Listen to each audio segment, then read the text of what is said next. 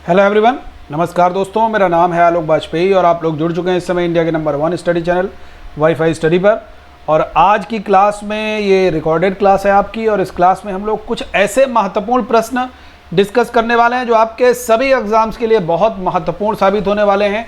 चाहे वो SSC CGL का एग्ज़ाम हो, यूपी SSC का एग्ज़ाम हो, एसएससी एमटीएस का एग्ज़ाम हो या रेलवे का एग्ज़ाम हो, डिफरेंट एग्ज़ाम्स के लिए आपका ये सेशन निश्चित रूप से बहुत ही महत्वपूर्ण है। तो सबसे पहले आप सारे विद्यार्थी एक बार सेशन को शेयर कर देंगे। और यहाँ पर देखिए अनअकैडमी लर्नर ऐप पर एक नया फीचर जुड़ा है, ask a doubt bye Unacademy.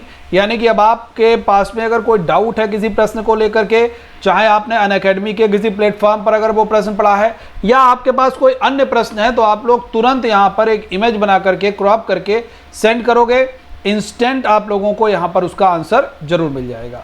और अगस्त ऑफर प्यारे विद्यार्थियों चल रहा है भैया, अगस्त ऑफर का फ़ायदा आप सारे लोग उठाइए।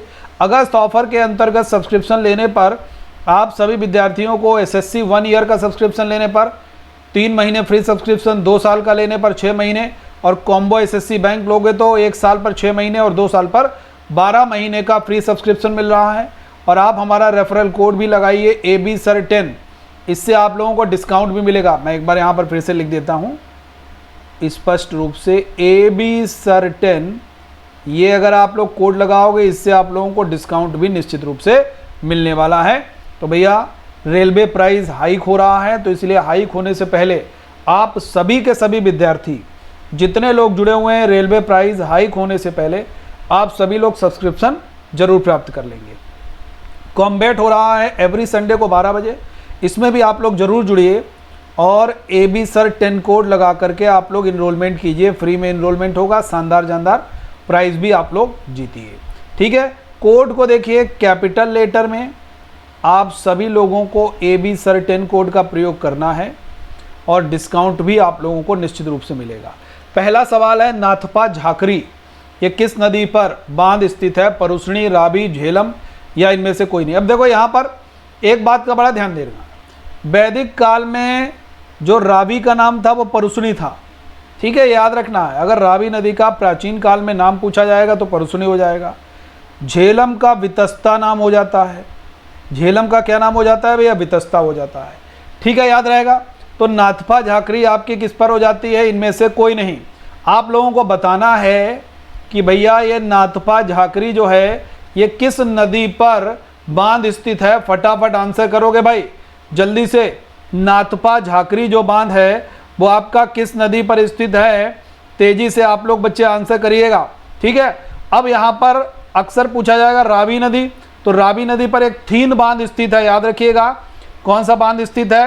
रावी नदी पर थीन बांध स्थित है, यह आप लोगों को याद होना चाहिए। करतारपुर कॉरिडोर भी आपका ये किस पर स्थित है? करतारपुर कॉरिडोर भी आपका रावी नदी पर स्थित है, ये भी आप लोगों को याद होना चाहिए भाई। ठीक है, याद रहेगा हाँ या ना? एक बार कमेंट सेक्शन में जरूर आप सारे लोग उत्तर जरूर दीजिएगा बच्चे। ठीक है, चलिए आगे बढ़ते हैं हम लोग। क्योंकि ये मैं आपको आंसर बता दे रहा हूँ, इसका आंसर सतलज होना चाहिए, सतलज होगा तभी आपका सही होगा। ठीक है, अगला सवाल है, कलिंग युद्ध अशोक ने अपने शासनकाल के कितने वर्ष बाद में लड़ा था? 8वें वर्ष, 20वें वर्ष या 13वें वर्ष या 10वें वर्ष? देखो अशोक, कलिंग युद्ध से पहले का जो अशोक है, जो कलिंग से पहले का अशोक है वो चंडाशोक है। एक ही इच्छा है कि अधिक से अधिक जीता जाए, साम्राज्य विस्तार किया जाए। कलिंग के युद्ध में इतना ज़्यादा खून खराबा देखा, लोगों को बंदी बनाते हुए देखा गया, तो इसीलिए इसने क्या किया, ये जो साम्राज्य विस्तार की नीति है, युद्ध न लड़ने की कसम खा ली और बौद्ध धर्म को ग्रहण किया, और ये धम्माशोक हो गया। ठीक है, तो चंडाशोक कलिंग युद्ध से पहले का और बाद का धम्माशोक, और ये अपने शासन के 8वें वर्ष में करता है। कलिंग युद्ध की अगर डेट आपसे पूछी जाए तो आप बता सकते हो 261 BC, ईस्वी पूर्व 261 में। और कलिंग युद्ध का वर्णन किस शिलालेख में अशोक ने किया है? 13वें शिलालेख में। तराइन का तीसरा युद्ध बच्चे कब हुआ? 1215, 1191, 1192, 1194। फटाफट आंसर करोगे, बहुत बेहतरीन क्वेश्चन देखिए ये भी है। तराइन का पहला युद्ध हम जानते हैं 1191 है, दूसरा युद्ध हम जानते हैं 1192 है, तीसरा युद्ध अगर कभी भी पूछा जाए तो आप 1215 बताओगे। चंदावर का युद्ध जो है वो 1194 में बच्चे चंदावर का युद्ध है, ये पॉइंट भी आप लोगों को प्यारे विद्यार्थियों याद रखना है। ठीक है भाई, क्वेश्चन नंबर नेक्स्ट है, घाघरा का युद्ध कब हुआ? 1526, 1527, 1528, 1529। घाघरा का युद्ध बच्चे कब हुआ? एक बार तेजी से आंसर करोगे। 1526, 1527, 1528, 1529।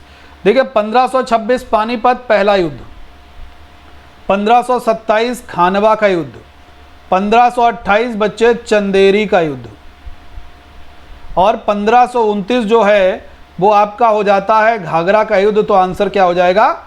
घाघरा का युद्ध 1529 में। ठीक है, याद रहेगा। अगला सवाल है, बाबर ने किस युद्ध के बाद में गाजी की उपाधि धारण की? पानीपत, घाघरा, चंदेरी या खानवा? देखिए बाबर के बारे में पूछा गया है, तो याद रखना आपको किस युद्ध के बाद में बाबर ने जो है वो पानीपत की युद्ध के बाद में, या घाघरा के युद्ध के बाद में, चंदेरी के युद्ध के बाद में, या खानवा के युद्ध के बाद में गाजी की। तो याद रखना है बाबर ने जो गाजी की उपाधि धारण की वो खानवा बाबर और राणा सांगा के बीच में 1527 में युद्ध हुआ था। ठीक है भाई, याद रहेगा। एक कोड आप लोगों को याद होगा, बाबर ने 26 में पानी पिया, 27 में बाबर ने खाना खाया, 28 में बाबर बच्चे चल दिया, 29 में घर पहुंचा और 30 में मर गया। यानी कि पानी से 26 में 1526 पानीपत, ठीक है, 27 से खाना से खानवा, 28 से चल से चंदेरी, 29 से घर पहुंचा घाघरा और 30 में मर गया। तो इस कोड के माध्यम से भी आप लोग निश्चित रूप से याद जरूर कर सकते हो भाई। ठीक है, आगे बढ़ते हैं। हुमायूं की मृत्यु बच्चे किस भवन में होती है? अमरकोट महल, दीनपनाह महल, या लाल महल में, या किलो खरी महल में? देखिए हुमायूं की मृत्यु की बात करते हैं तो हुमायूं पुस्तकें पढ़ने का बड़ा शौकीन है। कहीं भी जाता है चलता फिरता शहर लेकर के जाता है, चाहे अभियान पे जाए, और अपना पुस्तकालय साथ में लेकर के जाता है। दिल्ली के दीनपनाह भवन में शेर मंडल में पुस्तकालय स्थित है, शेर मंडल के नाम का। वहीं पर पुस्तकें पढ़ कर के उतर रहा होता है, और वहीं पर दीनपनाह भवन के शेर मंडल पुस्तकालय की सीढ़ियों से पैर स्लिप हो जाता है और वहीं पर हुमायूं की मृत्यु हो जाती है। तो लेन पुल कहता है कि हुमायूं जीवन भर लड़खड़ाता रहा और लड़खड़ाते हुए ही उसने अपनी जान दे दी। तो ये कहता है लेन पुल का स्टेटमेंट पूछा गया है, यूपीपीएससी में पूछा जा चुका है। अमरकोट के महल में राणा बीरसाल के महल में अकबर का 1542 को जन्म होता है। ठीक है, चलिए ये बलबन इसमें अपना राज्याभिषेक कराता है, ये किलो खरी वाले भैया खिलजी लोग राज्याभिषेक कराते हैं इसमें। अकबर ने किस अभियान के दौरान समुंदर के दर्शन किए? देखो बड़ा महत्वपूर्ण सवाल। अकबर ने 1572 में गुजरात विजय की और इसी विजय के दौरान उसने पहली बार समुद्र को देखा, और इसी विजय की स्मृति में फतेहपुर सीकरी में बुलंद दरवाजे का निर्माण भी अकबर ने कराया था। ठीक है, अकबर के द्वारा मजहर की घोषणा बच्चे कब की गई? 1582, 75, 1583, 1579। अकबर ने मजहर एक धार्मिक घोषणा पत्र है, और इसकी जो घोषणा की है अकबर ने वो बच्चे की है 1579 में। ठीक है, अब अगर कभी पूछा जाएगा इलाही संबत पूछा जाएगा तो इलाही संबत आपका 1583 में अकबर ने चलाया। 1582 में दीन ए इलाही, 1582 में भैया दीन ए इलाही संबत की जो स्थापना की वो आपने किसने चलाया? अकबर ने 1583 में, याद रहेगा। अब अकबर के कुछ इनिशियल रिफॉर्म है। 1562 दास प्रथा समाप्त की, 63 में 1500 में तीर्थ यात्रा कर समाप्त किया, 1564 में जजिया कर समाप्त किया। इनिशियल रिफॉर्म जरूर याद रखने हैं। बिहू नृत्य जो कि असम का है, एक वर्ष में कितनी बार आयोजन होता है? एक बार, दो बार, तीन बार, चार बार? याद रखना है बिहू नृत्य का आयोजन एक वर्ष में जो होता है वो बच्चे 3 बार। और असम का है, असम के अन्य नृत्य जान लीजिए, अंकिया नाट, सत्तारिया, बुगुरम्बा, खेल गोपाल, ये सारे के सारे आपके नृत्य असम के हो जाते हैं, याद रखना है। ठीक है, भारत के संविधान का कौन सा प्रावधान राज्यपाल को, या कौन सा आर्टिकल राज्यपाल को क्षमादान की शक्ति देता है? देखो याद रखना है यार, 72 में राष्ट्रपति क्षमादान करता है। ठीक है, याद रहेगा। और अगर हम लोग कह दें इसमें 89 जोड़ के देखो जरा, 89 जोड़ोगे तो 9 और 2 11 हो गया, 9 8 17 हो जाता है।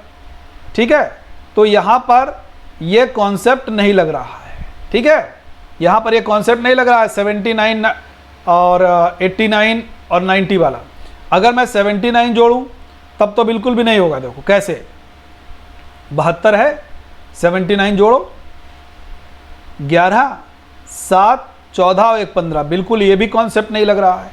तो यहाँ पर आपको याद ही करना पड़ेगा। कैसे याद करोगे यार? क्षमादान की शक्ति राज्यपाल के पास में आर्टिकल नंबर 161 में है और राष्ट्रपति के पास में आर्टिकल नंबर 72 में है। और लोकसभा में 2 एंग्लो इंडियन का कॉन्सेप्ट 331 आर्टिकल से था, जो वर्तमान में नहीं है। 333 से विधानसभा में राज्यपाल 1 एंग्लो इंडियन को नियुक्त करता है। ये भी पॉइंट आपको क्लियर होना चाहिए। अगला सवाल है, निम्नलिखित में से कौन सा महात्मा गांधी की संतान नहीं था? एक कोड आप लोगों को मैंने बताया है, MDHR। मणिलाल गांधी हो गए भाई, देवदास गांधी हो गए, हरिलाल गांधी हो गए और रामदास गांधी हो गए। रैदास गांधी जी के कोई भी पुत्र नहीं थे। रामदास गांधी हैं, रैदास गांधी कोई पुत्र नहीं थे। तो MDH, मणिलाल, देवदास, हरिलाल, रामदास, MDHR याद हो जाएगा। चलिए आगे बढ़ते हैं। अगला सवाल है, स्वांग किस राज्य के लोगों के द्वारा किया जाने वाला एक महत्वपूर्ण नृत्य है? देखो, स्वांग पूछा जाए, मटकी पूछा जाए, ये दोनों के दोनों आपके मध्य प्रदेश हैं। असम के मैंने बता दिए। अरुणाचल प्रदेश का डफला पहाड़ी है और यहाँ का मुखौटा एक बहुत प्रसिद्ध नृत्य है अरुणाचल प्रदेश का। अगला सवाल है, लुसाई हिल किस राज्य से संबंधित है? मिजोरम, नागालैंड, उड़ीसा या अंडमान निकोबार? देखो बड़ा बढ़िया सवाल है। पटकोई, नागा, लुसाई या मिजो? लुसाई या मिजो मैंने कह दिया तो आंसर निकल आ गया भाई। क्या हो गया? मिजोरम हो गया बच्चे, मिजोरम हो गया ना। तो याद रखना है आप लोगों को, लुसाई या मिजो एक ही नाम है। नांदेड़ किस नदी के किनारे स्थित है? नांदेड़, गंगा, कृष्णा, गोदावरी। अब देखो ये बड़ा लॉजिकल प्रश्न है यार। नांदेड़ है कहाँ पर? महाराष्ट्र में हो जाता है, तो आंसर क्या हो जाएगा यार? गोदावरी हो जाएगा भाई। कृष्णा तो है नहीं वहाँ पर, गंगा भी बच्चे नहीं हो जाती है, ठीक है। तो आंसर क्या हो जाएगा? गोदावरी। इसी किनारे नासिक शहर भी है। त्र्यंबक पहाड़ियों से ये नदी निकलती है। इसको दक्षिण गंगा, वृद्ध गंगा, प्रायद्वीपीय भारत की सबसे बड़ी नदी के नाम से भी जानते हैं। कृष्णा के किनारे विजयवाड़ा शहर है, कृष्णा के किनारे अमरावती शहर है।